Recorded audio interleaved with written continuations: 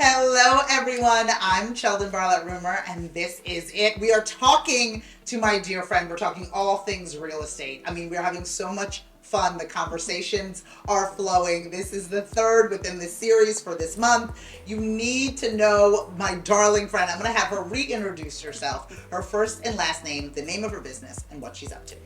Hello, I am Jill Barbera of the Jill Barbera team, eXp Realty, and we have 10 agents on the team, and we service Philadelphia and the 5 surrounding counties. I mean, so good. We've talked in this series, first-time homeowners, we've talked about downsizing. Yep. Now we're going to talk about some exciting stuff, the ability to invest in property. I mean, you're in it. I am. I right? definitely don't want to claim to be like a crazy, investor. I know agents that own 50, 100 properties, things like that. Wow. Yeah, I know, that's amazing, right? Yeah. I wanted to really, over the last 5 years, I really wanted to start to try to figure out how to invest that I have something, for my future, right? Yes. Some passive income. We all talk about passive income in our lives, and everyone thinks about that goal of owning real estate. But the market's crazy, so it's like, do you buy? I mean, what do you do? Do you wait?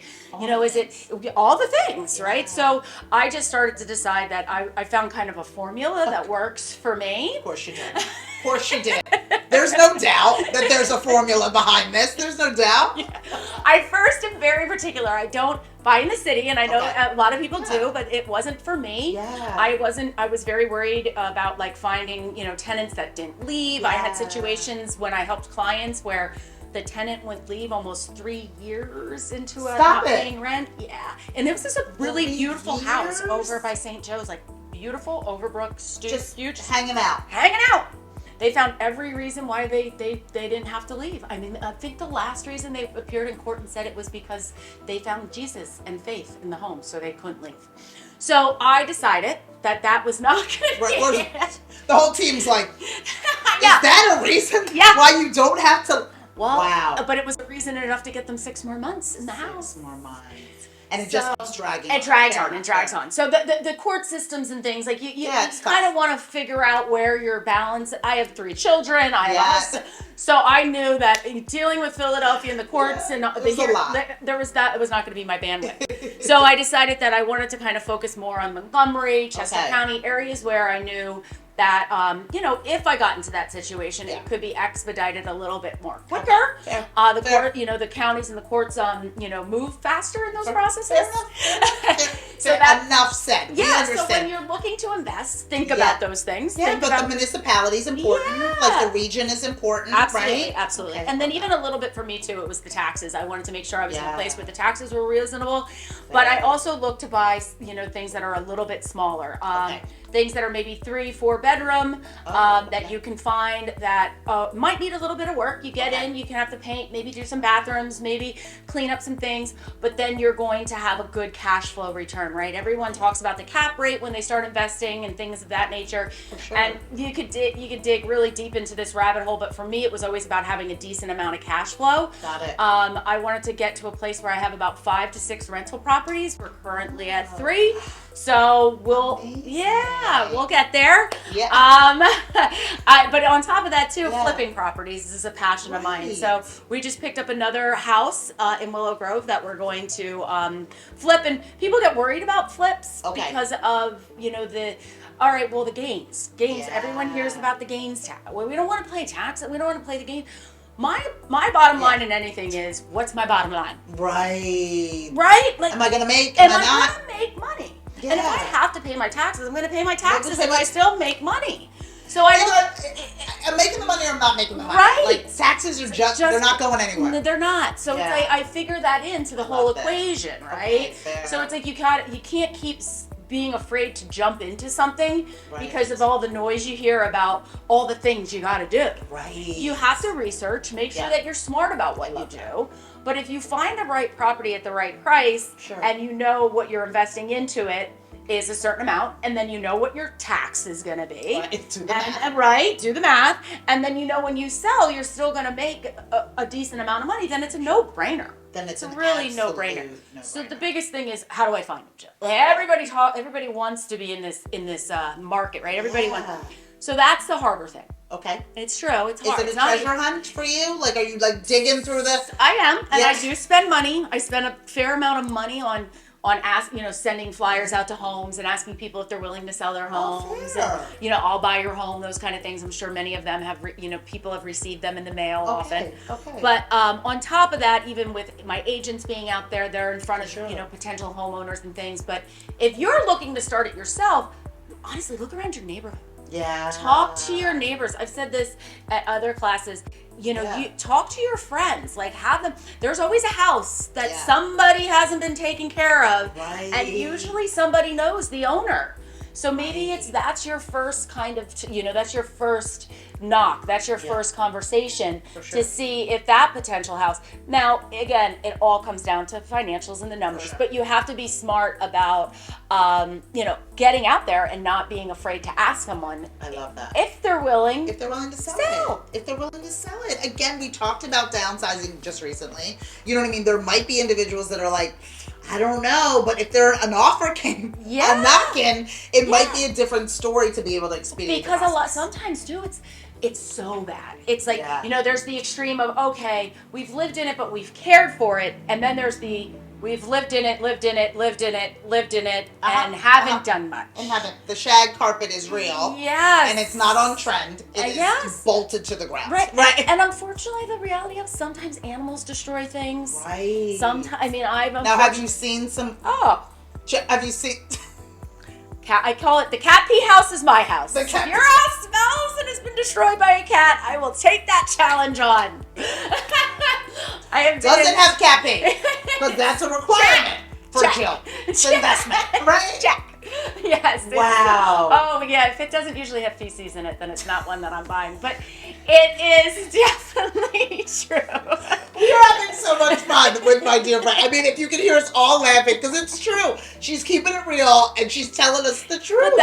But you have to be able to see past that. That is the reason. Somebody that isn't in that form, like isn't to that level of dilapidation, isn't usually going to sell at a price where you're going to be able to make money on the other end, right? Yeah. But you have to get to that level of being able to see past it and knowing that, okay, is this cosmetic? Is this structural? Is this a bigger issue? So, and also too, knowing what you have to do with the township and knowing what all the pieces are related to the townships and where you're buying. Permits and all the things. Yeah, all the things. All the things. I love your wealth of knowledge. I want to dive into the two, what I've heard was the two, based on this conversation, the two different types. The ability to purchase and then rent it. Yep. And then the ability to purchase and then sell it. Yep. Right? And so you've done both. I've done both. Okay, fair. Yep. And is there any one that you prefer or the other, or is it just dependent on the house? It really depends on the house. Okay. So the house, the location of the house, and honestly, a little bit of what I'm gonna make. Yeah, 100. Right? Yeah. So a lot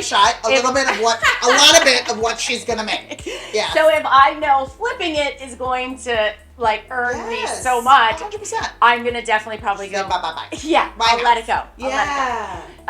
But if I think holding it is going to earn me so much, then I'll hold it. And then also too, it's sometimes a little bit of where did the money come?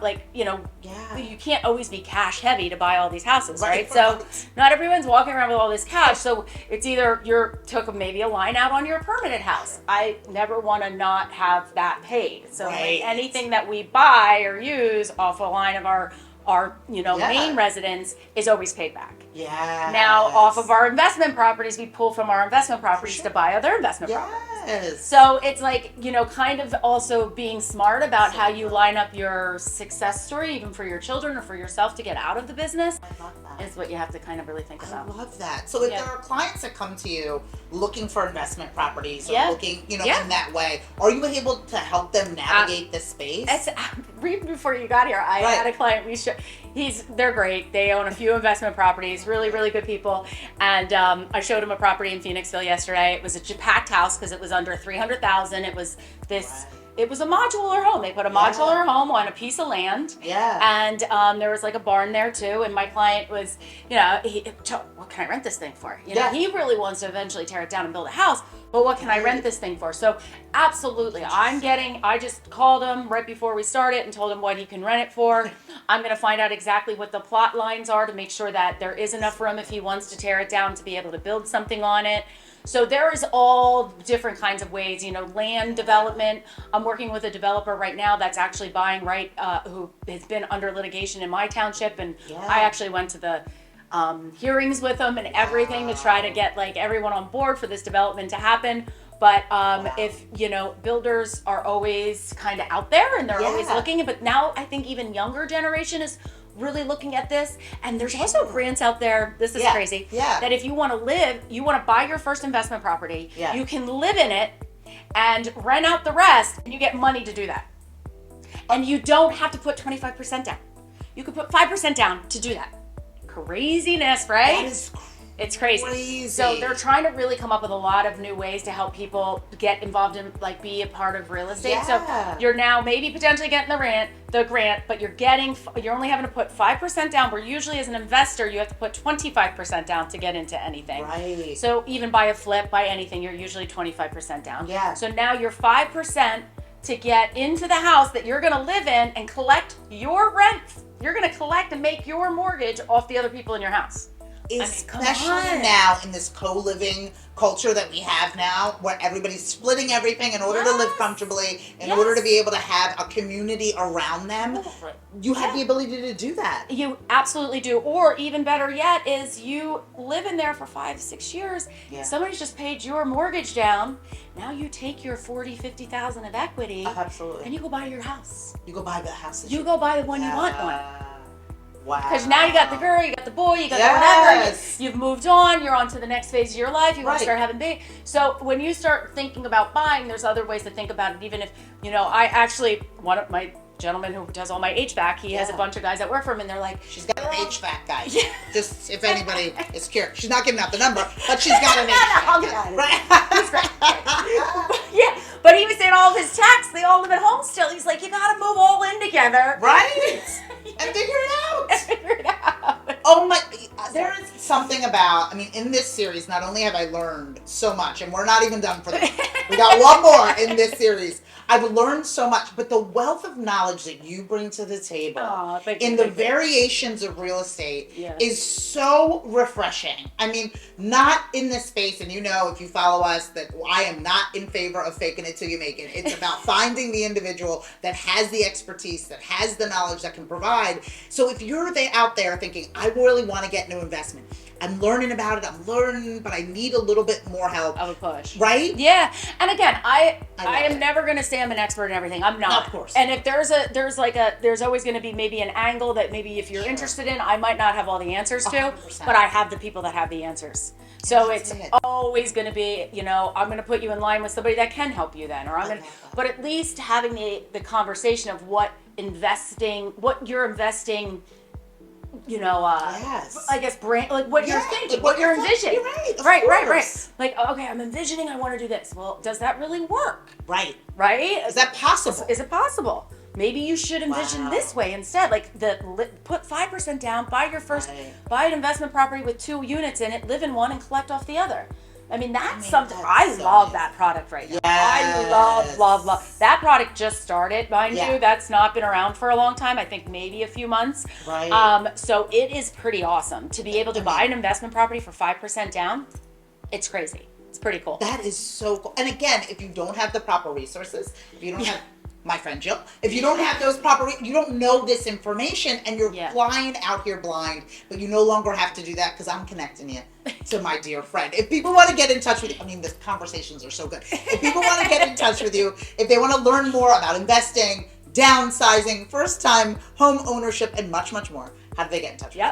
I'm an open book. You can find me all over Google. You can even go to our website at thejillbarberateam.com or just text me, 610-283-2044. Again, 610-283-2044. And I'll text you back and we'll start chatting. Oh my gosh, I promise you will not be disappointed. We're going to spend the rest of the day talking about all of these things because I just need to know more. And now I have the proper resource from all of us here at This Is It TV. I'm Sheldon Bartlett Rumor, and we will see you soon. Take care.